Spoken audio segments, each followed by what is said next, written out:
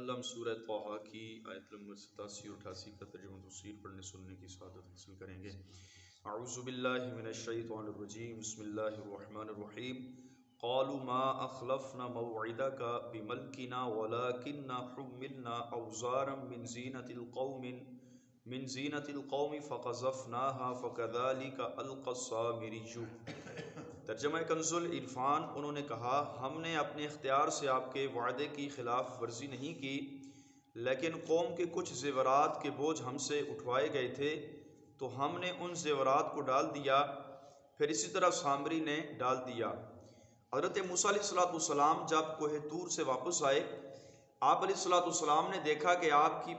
پوری قوم ایک بچھڑے کی عبادت کر رہی ہے۔ آپ علیہ السلام کو اس پر شدید غضب ہوا اور آپ نے اپنی قوم سے ناراضگی کا اظہار کیا۔ تو حضرت موسیٰ علیہ السلام کی بات سن کر لوگوں نے کہا ہم نے اپنے اختیار سے آپ علیہ السلام کے وعدے کی خلاف ورزی نہیں کی، لیکن فرعون کی قوم کے کچھ زیورات جو ہم نے ان سے عاریۃً یعنی عارضی طور پر لیے تھے،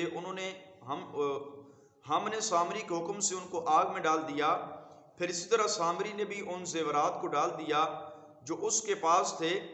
اس خاک کو بھی ڈال دیا جو حضرت جبریل امین علیہ السلام کے گھوڑے کے قدموں کے نیچے سے اس نے حاصل کی تھی۔ پھر کیا ہوا؟ فَأَخْرَجَ لَهُمْ عِجْلًا جَسَدَ اللَّهُ حُوَارٌ قَالُوا هَٰذَا إِلَٰهُكُمْ وَإِلَٰهُ مُوسَىٰ فَنَسِيَ۔ تو انہوں نے کہا جب ہم سب نے اپنے اپنے زیورات اس آگ میں ڈالے، حضرت جبریل امین علیہ السلام کے گھوڑے کے قدموں کے ساتھ لگنے والی خاک کو بھی اس میں ڈالا گیا، تو اس نے ان لوگوں کے لیے ایک بے جان بچھڑا نکال دیا جس کی گائے جیسی آواز تھی، تو لوگ کہنے لگے یہ تمہارا معبود ہے اور موسیٰ کا معبود ہے، اور موسیٰ بھول گئے۔ یہ بچھڑا سامری نے بنایا تھا اور اس میں کچھ سوراخ اس طرح رکھے کہ جب ان کے اندر ہوا داخل ہوا کرتی تھی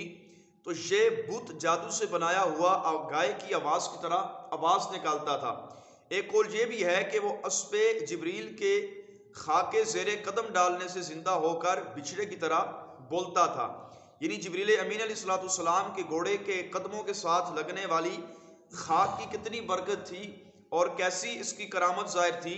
کہ جب یہ خاک اٹھا کر اس میں پھینک دیتے تھے تو وہ بولنا شروع کر دیتا تھا۔ تو لوگ کہنے لگے سامری نے جب یہ بت بنایا، اس سے آواز نکلتی، لوگ دیکھتے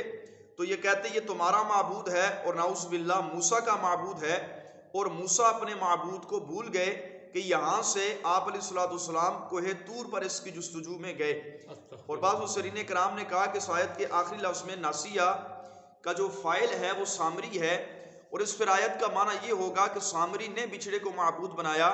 اور سامری اپنے رب کو بھول گیا۔ معنی یہ ہے کہ سامری اجسام کے حادث ہونے سے استدلال کرنا بھول گیا، یعنی حادث کا مطلب یہ ہوتا ہے کہ کائنات کے اندر زمین و آسمان میں جتنی بھی چیزیں ہیں وہ تمام کی تمام حادث ہیں۔ حادث اس چیز کو کہتے ہیں جو پہلے نہیں تھی، بعد میں وجود میں آئی۔ جیسے آج سے 50-60 سال پہلے ہمارا اس دنیا میں کوئی بھی نام و نشان نہیں تھا، آج ہم ہیں اور آگے جا کر ہم نہیں ہوں گے۔ تو اسی طرح فرمایا یہ ساری کی ساری کائنات اللہ تعالیٰ کی حادث ہے، پہلے نہ تھی پھر وجود میں آئی، اور قیامت والے دن ساری کی ساری کائنات نے تباہ و برباد ہو جانا ہے، جبکہ اللہ تبارک و تعالیٰ کی ذات ہمیشہ سے ہے اور ہمیشہ کے لیے باقی رہے گی۔ تو اسی طرح فرمایا کہ سامری نے جس بچھڑے کو بنایا وہ تو ایک حادث چیز ہے، اس نے ہاتھوں سے بنایا، جبکہ اللہ تبارک و تعالیٰ کی معبود کی صفت یہ ہوتی ہے، خدا کی صفت یہ ہوتی ہے کہ وہ ہمیشہ سے ہے اور ہمیشہ ہمیشہ کے لیے رہے گا۔ اللہ تعالیٰ کی بارگاہ میں دعا ہے اللہ کریم ہم سب کے ایمان کی بھی حفاظت فرمائے، آمین بجاہ النبی الکریم صلی اللہ تعالیٰ علیہ وسلم۔